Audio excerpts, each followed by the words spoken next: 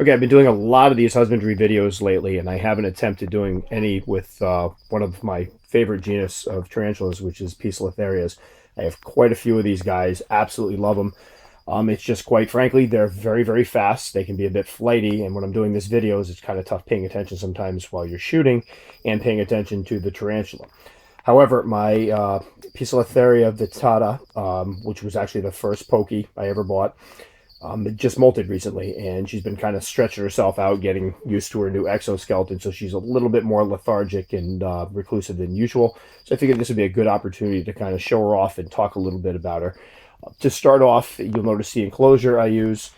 I get these at Target. I'll get a zoom up here of the actual size of them. The Sterile Lights, I love the Sterile Light Enclosures. This is the 27 quart one. I'm using these for a lot of the larger species of arboreals that I keep.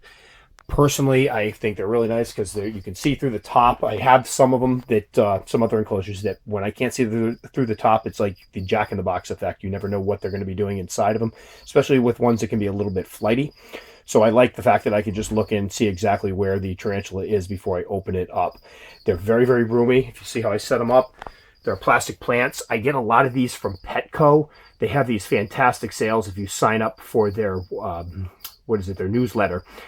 Yes, you're going to get bombarded with 20% off sale, 10% off sale, whatever, but sometimes they have some really good ones where it's like 40% off a lot of stuff, including the plastic plants and water dishes, and they give you free shipping, so I kind of love that.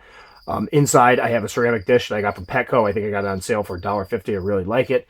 A piece of cork bark slab. The substrate is a mixture of peat and just regular topsoil. Now, when reading a lot of the stuff online about these, some people keep the substrate very moist. I will moisten it down occasionally. If I'm being completely honest, it dries out more often than not. They haven't seemed to have any problems with it. It's a very adaptable genus from what I've seen, at least for the species that I'm keeping, and I haven't had any issues with it getting a little drier, even in the winter when the furnace is running.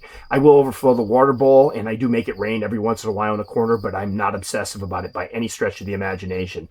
And she actually just went through a molt, and her substrate was probably pretty close to dry. I will moisten it up a little bit. Later on today after I shoot this video. I also have some cleaning to do. You can see one of the fun points of keeping arboreals is the fact that they pretty much can and shoot their feces all over the place. What I like to do to clean these out is I get a ruler with some paper towel taped to the end of it, moisten it up, and kind of use that to clean it up. Don't want to use any aggressive cleaners or any cleaners at all when cleaning tarantula enclosure. I've seen people that use alcohol and stuff like that. These guys can be very sensitive to that kind of thing, so you really don't want to take that chance. I'm going to open this up, see if I can get a peek of her while I talk a little bit. There she is. I'm going to put the light on. Hopefully she doesn't freak. Nope. Gorgeous girl. She just molted out. She's just about 7 inches now. This will be probably the first one I attempt to breed. I'll be looking for a male for her pretty soon. I'll fatten her up first because I don't want her to munch the male. But again, this was my first pokie. I think this is a great starter pokie species. She's amazingly calm. Now, granted, slightest thing can spook her and she'll bolt, but she'll usually flatten out and use her natural camouflage. I'll go over here a little bit to try to hide herself when she's scared. Some of my other pokie species will circle the enclosure, seems like dozens of times in a blink of an eye. She'll just kind of flatten out. I really haven't seen her get that upset and that spooked, which has been really, really nice. So again, this is a species with a heck of a bite. If you read the bite reports on pokies, this isn't anything you want to play around with. They are quick. Oh, she moved a little bit. Yep, she's hunkering down. They're very quick.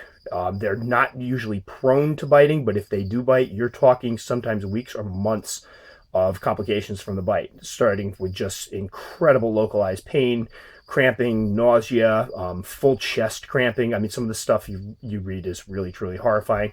I consider myself a pretty tough guy. There is no way I ever plan on being bit by one of these. It's not even one of those things where I think it's going to happen inevitably. I try to be very, very careful when working with them. I give them plenty of space.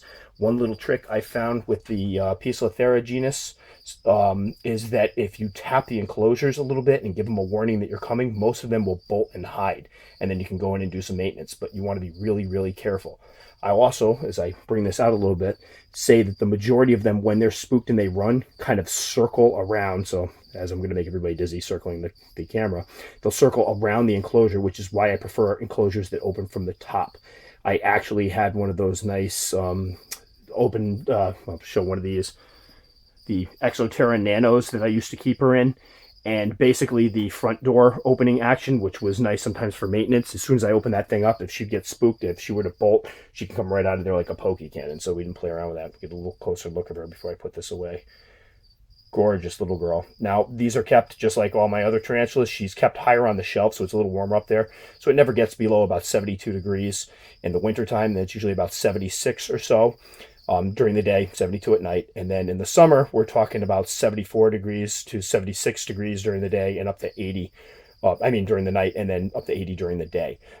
She's done great. She's molted 4 times my care. When I got her, I think she was around 3 inches or so. Again, she's about 7 inches now. Puts on some great size each time she molts. Beautiful coloration. Love those grays. Sometimes if you can get it in the right light, you can catch a little purple action, but fortunately, I don't think it's going to show up on the camera right here. These things are fantastic eaters. Love watching them hunt. This species this genus quite a bit that will catch crickets out of the air if you toss them in. I love watching that. I mean, these are ones that would live in trees in the wild and grab insects that are passing by, so that's really neat to watch. And again, a testament to how fast they are. I will feed her probably a couple chubby dubia roaches to getting her fattened up a little bit, and then I'll switch over to giving her 4 or 5 crickets a week, and she'll munch them no problem. I'm going to close this real quick, give her a break.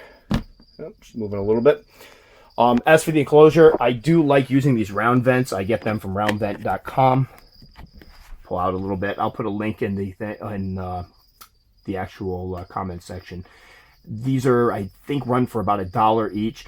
I will say, though, that if you notice, I did go ahead and molt some extra holes in it because I think with this species, and honestly with any species, the ventilation is key. You don't want stuffy cages. Unfortunately, I think the Tarantula Keeper's Guide does a lot of talking about closing off vents and using saran wrap to cover up vents to make cages stay more humid. And I really think that's a reason why people lose a lot of spiders.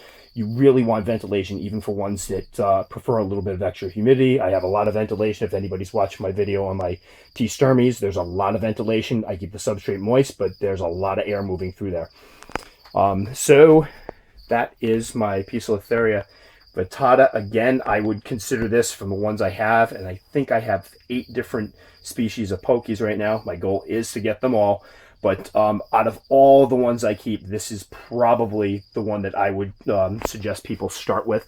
I've heard them say P. metallica. I do have a P. metallica, but that one's a lot more photosensitive than this girl.